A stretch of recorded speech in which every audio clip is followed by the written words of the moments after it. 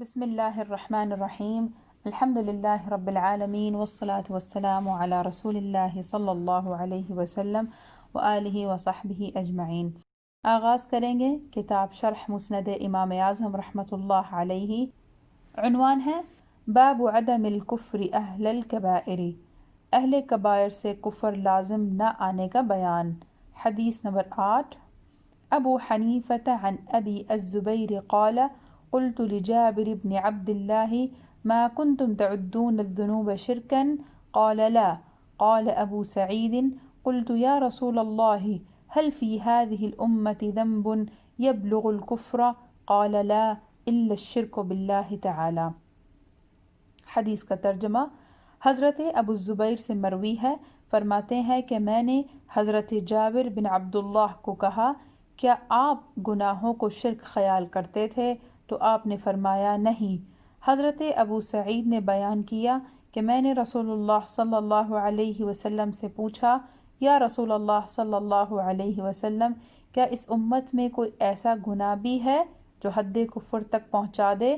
تو آپ صلی اللہ علیہ وسلم نے فرمایا نہیں سوائے اللہ تعالیٰ کے ساتھ کسی کو شریک ٹھہرانے کے۔ حدیث کی شرح۔ حضرت ابو زبیر فرماتے ہیں کہ میں نے حضرت جابر رضی اللہ تعالی عنہ سے پوچھا کہ آپ گناہ کبیرہ مثلا قتل، زنا، چوری وغیرہ کو کیا شمار کرتے ہو، یعنی ان گناہوں کو کیا کہتے ہو، شرک و کفر یا کچھ اور؟ تو حضرت جابر رضی اللہ تعالی عنہ نے جواب دیا نہیں، ہم گناہوں میں سے کسی گناہ کو کفر نہیں کہتے۔ حضرت جابر رضی اللہ تعالی عنہ کے اس قول میں خوارج اور بعض اہل سنت کا رد ہے جو ترک نماز کو کفر کہتے ہیں۔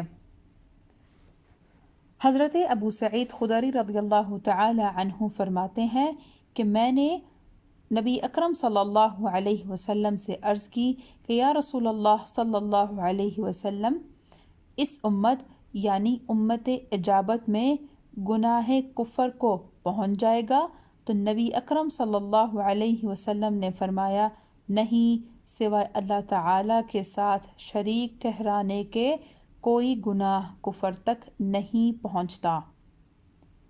یہاں شرک سے مراد اللہ تعالیٰ کی ذات و صفات میں کسی کو شریک ماننا، یا یہاں شرک سے مراد ریاکاری ہے جس کو شرک خفی کہا جاتا ہے کیونکہ یہ بھی بندے کو شرک جلی تک پہنچا دیتی ہے۔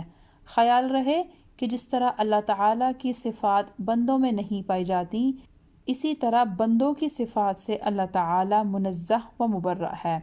اگر کوئی کسی بندے کی صفت اللہ تعالیٰ کی صفت کہے تو وہ بھی مشرک ہے، مثلا جیسے کوئی کہے کہ اللہ تعالیٰ کے پاس بھی عطائے علم ہے، نعوذ باللہ من ذالک، ابو الاحمد غفر لہ۔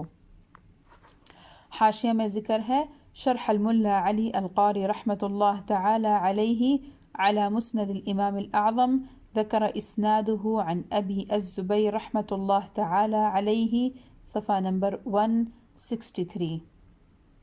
حدیث کا خلاصہ، اہل کبائر مؤمن ہی رہتے ہیں، ان کے گناہ ان کو ایمان سے خارج نہیں کرتے، سوائے اللہ تعالیٰ کی شریک ٹھہرانے کے کوئی گناہ کفر نہیں۔